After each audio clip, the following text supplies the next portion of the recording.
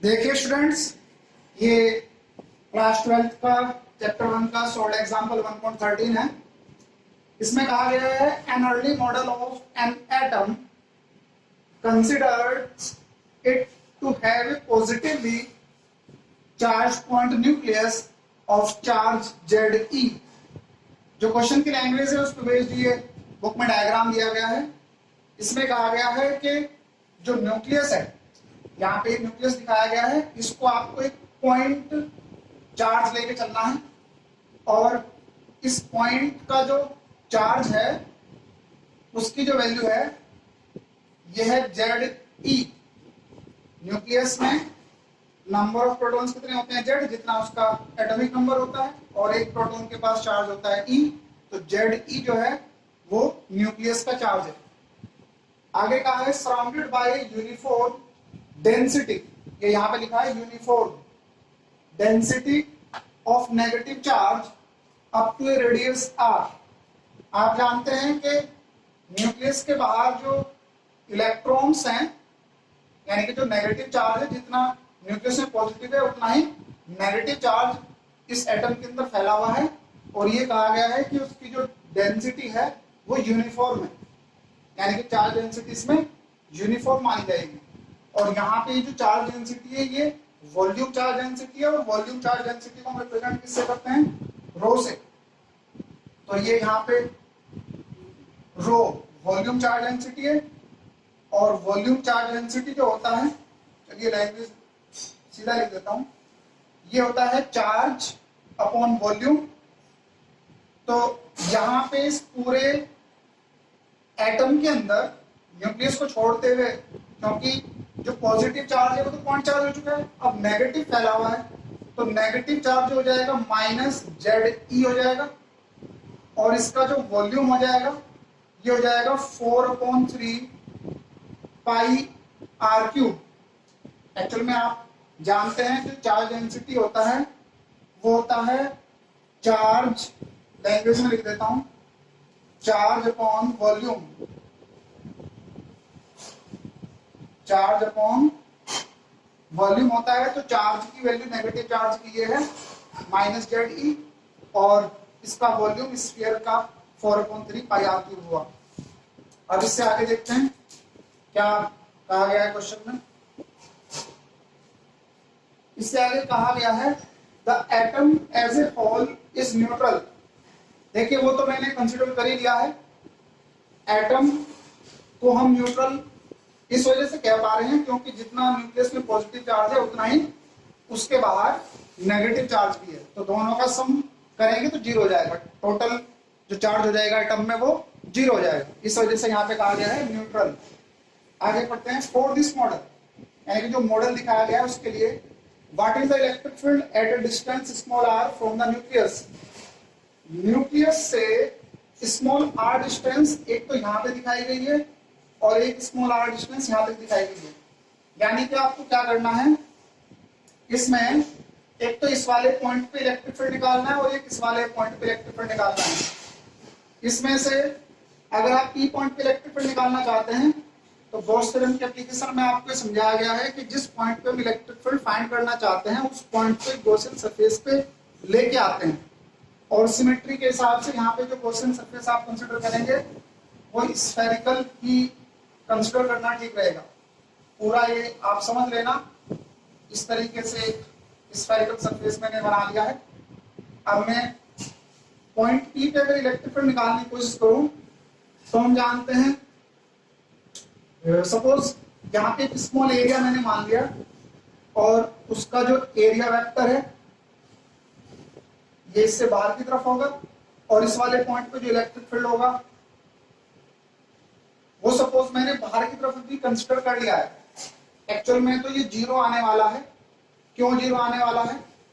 उसका रीजन ये है क्योंकि आप जानते हैं जो फ्लक्स होता है ये close integral of E dA होता है, गॉस थ्योरम में ऐसा पढ़ाया जा चुका है।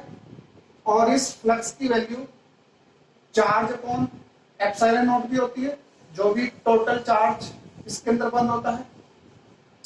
अब देखिए किसी एटम के अंदर या इस गॉसियन सरफेस में जो टोटल चार्ज क्लोज है क्यू टोटल, न्यूक्लियस का तो पॉजिटिव चार्ज है यानी कि प्लस जेड ई, और बाहर सराउंडिंग में जो चार्ज है वो टोटल चार्ज की वैल्यू है वो माइनस जेड ई है। ये बाहर की तरफ जो चार्ज फैला हुआ है नेगेटिव, ये कितना है माइनस जेड ई। जेड जो है वो एटॉमिक नंबर है, और आप जानते हैं एटम में number of electron atomic number के इक्वली होते हैं, तो प्रोटॉन भी उतना ही है और इलेक्ट्रॉन भी उतना ही है, और दोनों पे चार्ज इक्वल और नेचर अपोजिट होती है।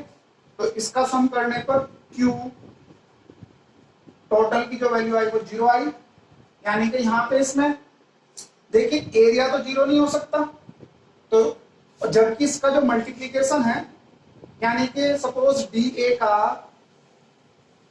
क्लोज इंटीग्रेशन करने के बाद, पहले तो मैं बता दूं कि इन दोनों की अगर मैं डायरेक्शन सेम मान लूं तो ये कोस 0 डिग्री है, सिंपली आप कोस भी मान लीजिए। तो यहां पे मैं आपसे ये कहूंगा कि इसमें ये जो कंप्लीट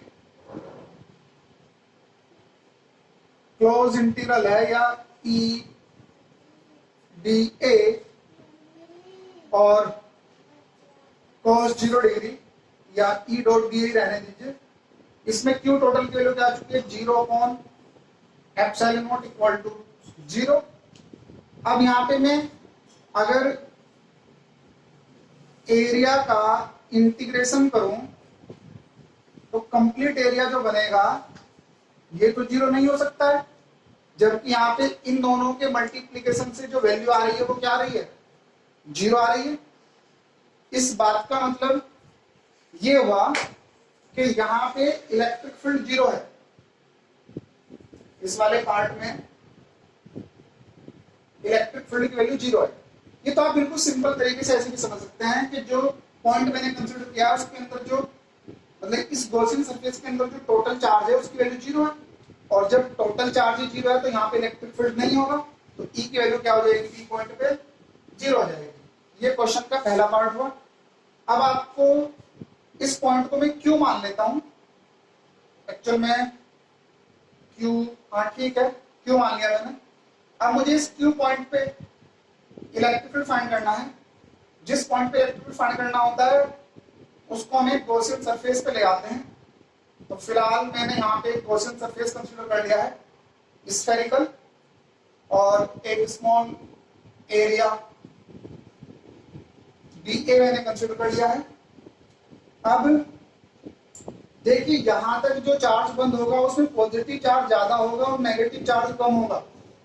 जब पॉजिटिव चार्ज ज्यादा है तो उसकी वजह से जो इलेक्ट्रिक फील्ड है वो बाहर की तरफ ही होगा, यानी कि ये इलेक्ट्रिक फील्ड मैंने मान लिया है एट पॉइंट क्यू। तो अब हम करने जा रहे हैं फिर दोबारा से फ्लक्स निकालने जा रहे हैं, और फ्लक्स की जो वैल्यू है या ये कह सकता हूं मैं 4 पॉइंट क्यू पॉइंट के लिए, क्यू पॉइंट के लिए आप कहेंगे कि जो फ्लक्स की वैल्यू है integration E at point Q और साथ में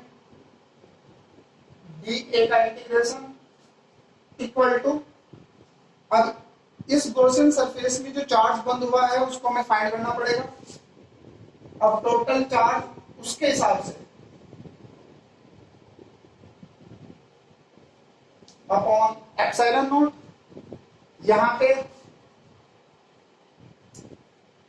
इसमें मैं कहूंगा, और देखिए इलेक्ट्रिक फील्ड भी इधर ही होगा क्योंकि पॉजिटिव चार्ज ज्यादा है, तो उस वजह से इलेक्ट्रिक फील्ड बाहर की तरफ होगा और एरिया वेक्टर भी बाहर की तरफ, वो तो होता ही हमेशा सरफेस के परपेंडिकुलर। तो दोनों के बीच में एंगल 0 होने की वजह से cos 0 की वैल्यू क्या हो जाएगी 1 हो जाएगी। अब यहाँ पे हमें ये वाला चार्ज फाइंड करना है कि इस गॉसियन सरफेस के अंदर कितना चार्ज बंद है। तो यहां पे ये EQ और क्लोज इंटीग्रल cos 0 1 हो चुका है और साथ में हो चुका है q total dash upon epsilon not, यानी कि इस वाले गॉसियन सरफेस के अंदर कितना चार्ज बंद है इसको फाइंड करने जा रहे हैं। तो आप इसको पहले यहां तक नोट कर लें, फिर आगे करते हैं। तो देखिए ये हमारा रिजल्ट आ चुका है।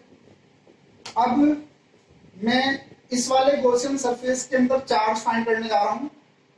तो इस वाले चार्ज को मैं दो पार्ट में या यहां पे लिख रहा हूं मैं क्यू डैश टोटल की जो वैल्यू हो जाएगी ये हो जाएगा एक तो न्यूक्लियस का चार्ज सीधा सीधा प्लस जेड ई, और इतने हिस्से के अंदर जो नेगेटिव चार्ज बंद है उसकी वैल्यू हमें फाइंड करनी पड़ेगी। उसको फिलहाल मैं मान लेता हूं कि वो जो चार्ज है वो है Q। तो अब इस Q चार्ज की वैल्यू कैसे निकालूंगा? Q चार्ज की वैल्यू निकालने के लिए, यानी कि चार्ज अगर निकालना चाहते हैं तो चार्ज डेंसिटी को मल्टीप्लाई करनी पड़ती है किससे? वॉल्यूम से। तो यहां पे Q की वैल्यू हो जाएगी चार्ज डेंसिटी और इनटू वॉल्यूम। अब यहां पे चार्ज डेंसिटी की अगर मैं बात कहूं तो ये है माइनस जेड ई upon 4/3 pi capital R cube, और फिलहाल इसका जो वॉल्यूम हो जाएगा ये हो जाएगा 4/3 पाई स्मॉल आर क्यूब। तो यहां पे 4/3 से 4/3 कैंसिल हो जाएगा, पाई से पाई कैंसिल हो जाएगा क्योंकि ये ऊपर की तरफ वैल्यू है और ये तो नीचे डिवीजन में आ रहा है। तो ये कैंसिल होके जो चार्ज नेगेटिव की वजह से है, नेगेटिव चार्ज जो है वो हो जाएगा माइनस जेड ई अपॉन, इसमें ऊपर आ जाएगा स्मॉल आर क्यूब और नीचे की तरफ आ जाएगा कैपिटल आर क्यूब। मैं इसको चल ये रहने दीजिए, कोई बात नहीं। अब इस वाली वैल्यू को मैं अगर यहां पे पुट कर दूं तो ये जो चार्ज है नेगेटिव आया, यानी कि जो Q टोटल डैश की वैल्यू आ रही है ये आ रही है जेड ई और Q की वैल्यू आ रही है minus Z E small r cube upon capital R cube. इसमें से आप चाहें तो जेड ई को बाहर कॉमन ले सकते हैं। तो Q टोटल डैश की जो वैल्यू आ रही है जेड ई बाहर कॉमन हो जाएगा और ये हो जाएगा 1 minus are cube upon capital R cube. अब यहां पे इस फॉर्मूले में इस वैल्यू को पुट कर देते हैं, यानी कि मैं इस वैल्यू को यहां पे रख देता हूं और ये ई क्यू मुझे फाइंड करना था। और देखिए इस वाले स्फीयर का जो एरिया हो जाएगा, सरफेस एरिया जो हो जाएगा ये हो जाएगा 4 पाई स्मॉल आर स्क्वायर। यहां से यहां तक की जो रेडियस है वो स्मॉल आर है, तो 4 pi R square equal to Q dash की जगह हो जाएगा Z E 1 minus are cube capital R cube. अभी फिलहाल हाँ ये वैल्यू आ चुकी है और इसके नीचे क्या आ चुका है एप्सिलॉन नॉट। अब मैं ये जो नीचे लिखा हुआ है इसको रब कर रहा हूं, आप तब तक यहां तक नोट करें।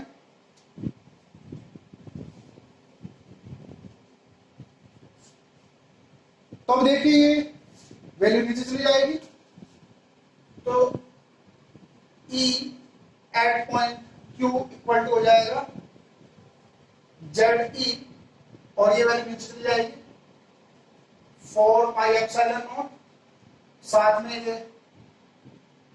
आर स्क्वायर ये और ये 1 minus small r cube capital R cube.